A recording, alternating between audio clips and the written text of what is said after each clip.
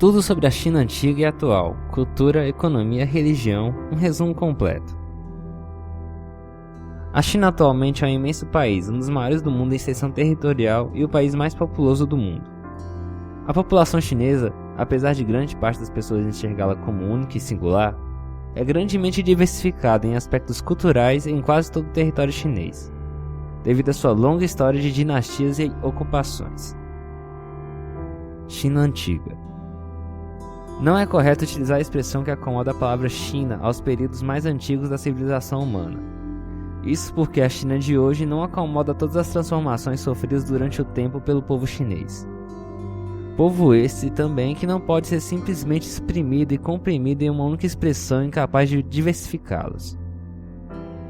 A região onde esses povos se estabeleceram cerca de 300 mil anos atrás possuía clima um tanto variado, e as sociedades orientais tiveram que se adaptar às constantes cheias e secas que ocorriam. Apesar da difícil tarefa, logo os primeiros grupos humanos se estabeleceram e começaram o plantio de arroz, inhame e outras raízes, aproximadamente há 8.500 anos atrás, idade da qual foi possível recuperar evidências arqueológicas. As sociedades chinesas estão entre as mais antigas do mundo, justamente por se organizarem em complexos habitacionais mais rapidamente. A sofisticação de seus materiais e do estilo de vida também permitiu que esses povos superassem as grandes dificuldades naturais. A primeira dinastia chinesa pode ser definida, assim como algumas outras, como uma grande e poderosa cidade-estado chamada de Xia. Porém, não se tem muitas informações sobre esse período. A dinastia mais antiga a se ter evidências e descobertas mais concretas é a Shang, do século XIII a.C., que viria após a dinastia Xia. As descobertas sobre a dinastia Shang imperam uma sociedade muito organizada e estratificada, onde o monarca regente tinha grandes ocupações cerimoniais e cuidados administrativos. Os Shang tiveram cerca de 11 monarcas, até o declínio do reinado para outro contemporâneo ao deles, os Zhou, que são considerados a próxima dinastia importante. O estado de Zhou derrotou Shang em batalhas e se desenvolveu em outras regiões do sudeste. A origem dos Zhou é um tanto complicada. Alguns historiadores chineses acreditam que eles tenham descendido de turcos, porém estima-se que apenas tivessem proximidade para com eles. No século V a.C., o grande território abrigava 7 grandes estados independentes e não unificados, que se ocupavam em disputas entre si ocasionalmente. A China Imperial tem sua existência iniciada quando o estado de Qin inicia uma campanha militar pela unificação de vários estados em um só império. Desse modo, inicia-se a dinastia Qin, que também iniciou a construção da Grande Muralha, que seria continuada em outras dinastias mais adiante. Em aproximadamente 202 a.C., a dinastia Han tornaria-se uma das mais importantes. O incentivo à educação e à ciência foi ampliado, e a Rota da Seda foi estabilizada com o Ocidente. As disputas entre a nobreza e uma tentativa de impulsionar a reforma agrária fez com que os Hans perdessem a força e fossem sucedidos pelos Jin. Os Jins, por sua vez, enfrentaram uma grave crise entre a população que cada vez mais se desunificava, devido às grandes diferenças culturais e de parentesco. A desunificação aconteceu em vários setores e os mesmos só foram reunificados durante a dinastia Sui, que mesmo assim, após pouco tempo, declinou pelo esgotamento de recursos. A dinastia Tang ressurge os povos unificados em aspectos econômicos, estruturais e tecnológicos. Também foi adotada a religião budista pela família imperial e grande parte do povo. Devido às grandes revoltas e guerras, essa dinastia chega ao fim em 960, quando a dinastia Sung entra em cena. Separada dos outros estados, os Sung se desenvolveram tecnologicamente e militarmente, com bastante rapidez devido aos intensos combates fronteiriços. Essa hegemonia militar foi calada pelo Império Mongol de Gengis Khan, que subjugou e aderiu todo o território ao Império.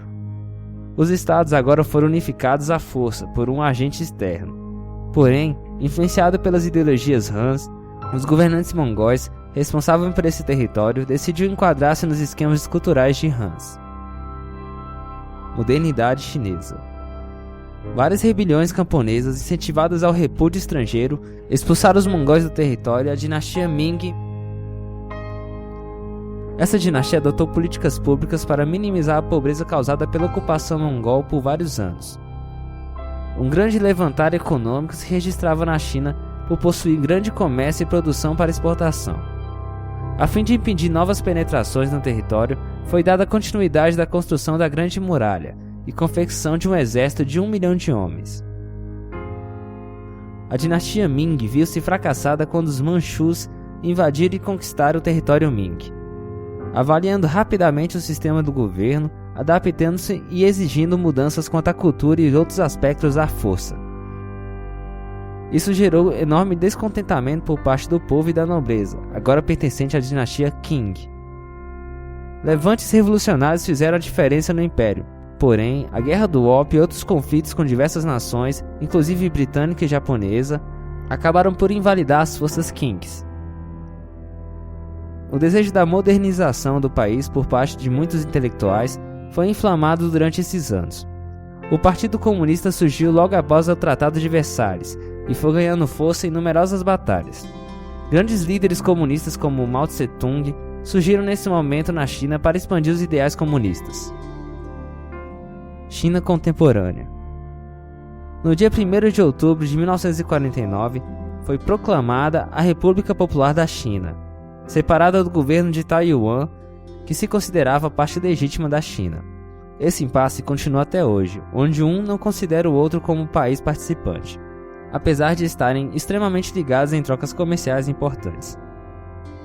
Atualmente, a China é a segunda maior potência do mundo, com um PIB de 7,3 trilhões de dólares e a renda per capita de 8.395 dólares por pessoa, perdendo apenas para os Estados Unidos.